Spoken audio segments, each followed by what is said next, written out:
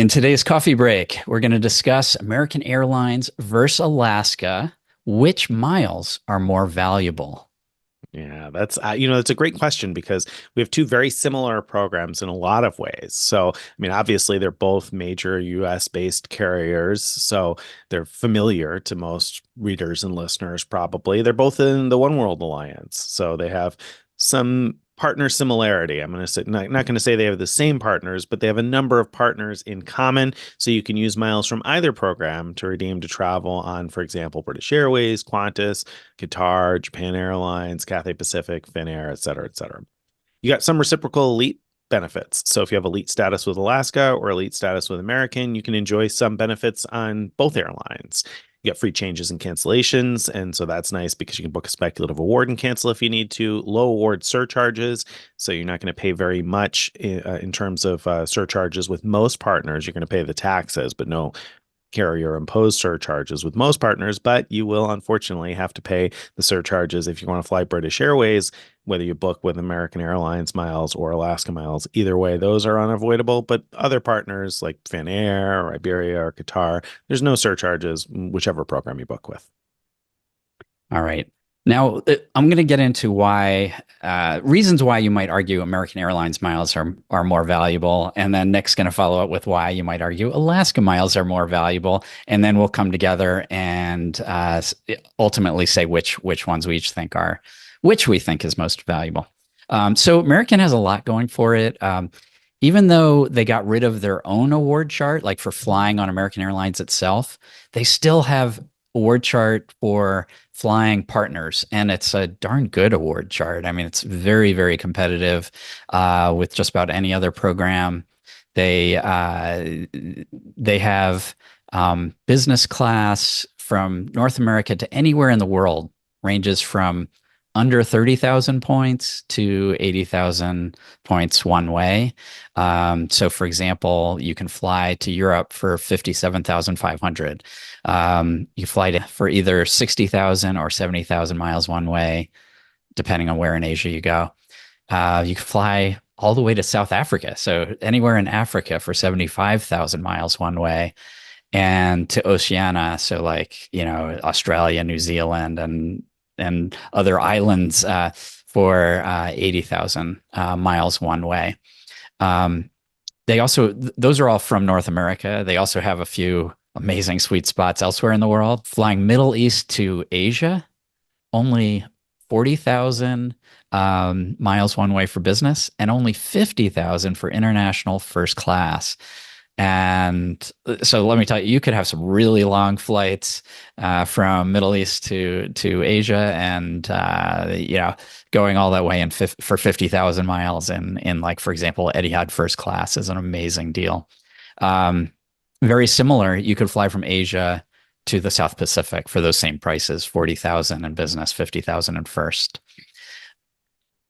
Another cool thing with American Airlines miles is they're so if you're booking American's own flights, the price is it almost seems like random.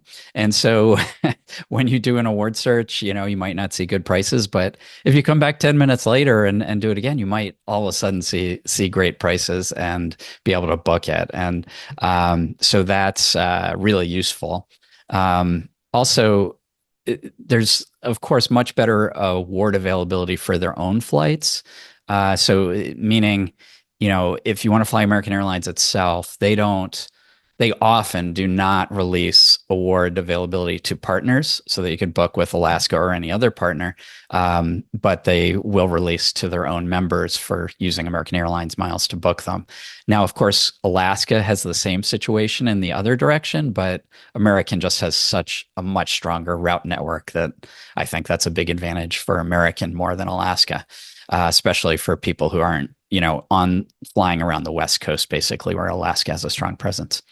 American also lets you mix and match multiple partners on a single award, which Alaska doesn't allow yet. That is promised to be coming soon, though. And finally, American doesn't have a partner award booking fee versus Alaska, which charges, it's not much, but $12.50 each way per person on awards. Mm-hmm. Yeah, I mean, so those are definitely some quote unquote advantages of the American Airlines Advantage program. I see what you did there. But Alaska Mileage Plan has some sweet spots and great uses of their own and some advantages, if you will. So, first up, they have a combo distance based and zone based award chart. So, you can kind of think of this as being somewhat similar to Air Canada Aeroplan. Not exactly, but same kind of idea in the sense that you've got one zone to another and then the distance. And so that creates some really good opportunities with shorter distance awards between regions or even within regions. For instance, if you want to fly in American Airlines, if they release partner award availability, you can often save a lot of miles using Alaska because you can fly flights under 700 miles in distance flown for 4,500 Alaska miles each way. And just recently I ran into this. It was significantly cheaper, like 12,000 miles a person cheaper via Alaska than it would have been to book the same flights with American Airlines. So that can be a great deal. You fly to Europe from the East Coast from just 22,500 in economy class, or even more exciting to me, 45,000 miles one way in business class. Again, from 45,000 miles. There are different prices depending on how far you're going to go in Europe, but you can get to a bunch of Western Europe for 45,000 miles in business class one way from the East Coast of the United States. Now, if you're based out west, then prices are going to increase because it is somewhat distance based. Asia in business class for 60 to 75,000 miles one way, so not quite as good as American Airlines, but not much worse either. And it gets a little bit better when you consider some other things that we'll talk about in a second. So, unfortunately, right now, you cannot mix and match partners on an award. However, they keep telling us that's coming soon. And the speed with which things have been moving lately in terms of the merger between Alaska and Hawaii, and I believe that that's going to come sooner rather than later. So the ability to mix multiple partners will be nice when that happens, but it hasn't happened yet. They have more non-alliance partners than American Airlines, and this is where I think there are some keys for a lot of people out there anyway that might be particularly useful. So Aer Lingus is one of them. An American partners with them for mileage earning, but not for redemption. And you can redeem Alaska miles to fly on Aer Lingus. And Aer Lingus sometimes has quite a bit of business class award space. And so it potentially 45,000 miles one way from New York or Boston to Dublin. I think even DC to Dublin is the same price. That can be a great deal. They partner with Condor. There's another one that American doesn't have. They serve a number of U.S. cities with a decent business class product that flies to Europe, to Frankfurt. So that can be another good one. There are quite a few others, but the other particularly useful ones we'd say are LATAM, because you can still fly in business class to South America for decent rates with LATAM. And they have a little bit more access to Singapore Airlines award availability than many Star Alliance airlines do, oddly enough. Speaking of Star, you've got Starlux flying to Taipei from the West Coast. And then there are some other interesting partnerships here and there, Iceland Air, Oman Air, Hainan Airlines, some other things that could potentially be useful. But what makes all of those things exciting to me is that you can get a free stopover on a one-way award.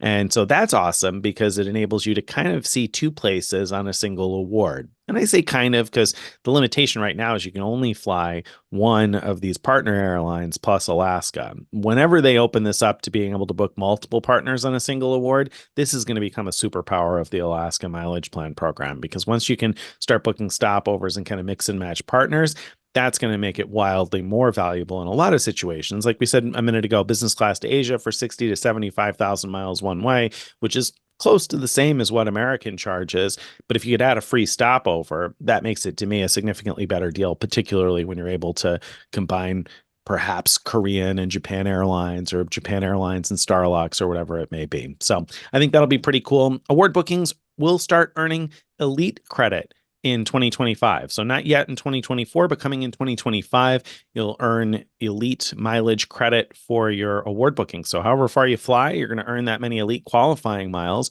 on your award bookings. That's awesome if you're going to pursue status. If you're not going to pursue status, it doesn't matter at all to you because you're not going to earn any redeemable miles, but you'll earn credit towards elite status. So that can be good if you are going to chase Alaska elite status, which is potentially valuable since it is one world elite status. The biggest downside, I think, with Alaska Mileage Plan, rather upside, I think, with American Air, with Alaska Mileage Plan, excuse me. Let's say Well that said, again. Nick. Okay. Biggest upside, I think, with Alaska mileage plan is that it's very unlikely that this program is going to significantly devalue anytime soon because they just launched this new award chart within the past year, and they're just launching the ability to book multiple partners on an award. Whereas American Airlines has had the same partner award chart for quite a few years at this point. They are ripe for devaluation at some point soon, I think. I think everybody has thought that for the last like couple of years already. So I'd be pretty surprised if that doesn't come in the next year or two. Whereas I would be equally surprised or perhaps more surprised if we see any significant devaluation from Alaska in the next year or two, because they're really just ramping things up. So that's a particular advantage for them. Very good. All right. Now let's get into the final answer. Nick, you have to pick one. Which is more valuable, AA or Alaska? Did you talk yourself Oh, into Alaska or did I talk you into American? well, you know what? I think I did talk myself into Alaska, and there's two reasons why. Number one is because I do think that their partner award chart is going to stick around for a while. And as someone based on the East Coast, their partner award chart is pretty good. I've got a number of options now to get to Europe for a reasonable number of miles in business class, and with a stopover, that'll be great. And so I like that. And then when you add on top of that the unlikelihood of a devaluation anytime soon, that's really nice. And I do think that I'll pursue elite status because some of these long distance flights, I mean, I could earn elite status with just a couple of trips each year with partners. So I'm pretty excited about the new Alaska mileage plan and the new opportunities to earn elite status. They're kind of matching American in many ways. I mean, American offers a chance to earn loyalty points to their shopping portal, for instance, and credit card. And Alaska is going to be doing similar things at slightly different rates, but it kind of works out pretty close. So I'm pretty excited about Alaska mileage plan. I'd be more excited if Hawaiian was going to remain a transfer partner of Amex long term. But since we know that that's not going to stick around long term, that tempers my excitement a little bit. I wish we could get a transferable currency, but yeah, I think I'm probably going to pursue elite status with Alaska in 2025 and beyond. So Alaska it is. Final Very answer. good. All right. So my answer is going to be a little more nuanced in that I have two answers.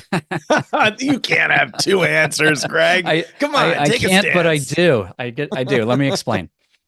The miles that are most valuable to me right now, miles I have that when I go to book an award right now, as things stand in October-ish 2024, I find American more often has the ability to book what I want at a reasonable rate, and often that's because I'm finding, yeah, I'm playing that American Airlines roulette wheel in award booking, and I'm finding decent award prices to fly, to or from Europe, to or from South America, things like that. Um, However, if I were to be investing in one versus the other, I think Alaska's miles are more valuable in the future. When they get the multi-partner booking ability, when they get the free stopover on those multi-partner bookings, and because I do think American is going to devalue their partner award chart. So for that combination of things, I think that Alaska miles are the more valuable to invest in. American is more valuable to have right at this moment until things change.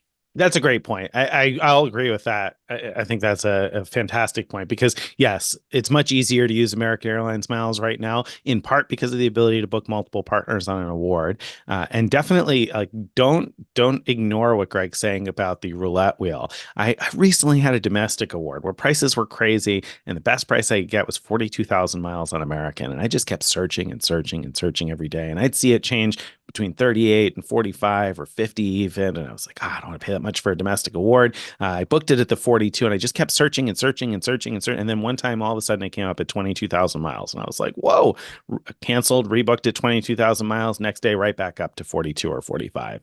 And so, if you just keep searching enough, you might get a good deal now and then. And that's not an example anybody's going to be excited about. You're going to say, what, you paid 22,000 miles for a one-way domestic award? Yeah, I know. It was on a holiday. It was just what I needed to do for that situation. But I found it on international business class awards many times before also. So Definitely something to keep in mind. So, all right, I'll agree with you. As things stand, American Airlines is more valuable now, but looking to the future, I'm definitely more excited about Alaska Mileage Plan long term. Yeah. It bears repeating, those interested in elite status, the fact that Alaska Miles will earn elite credit even when booking partner flights is incredible. And so, you can have an incredible business first class adventure across the world and earn all kinds. And, by redeeming your miles on partner airlines. And when you get back, you'll find that you probably have elite status with Alaska Airlines. And that's unheard of and really cool trick that they're introducing. Don't forget, if you've enjoyed this and you'd like to get on our email list, you want to go to frequentmiler.com/subscribe to join our email list, follow us on all the various social media, and check out our Frequent Miler on the Air episodes dropping every Friday.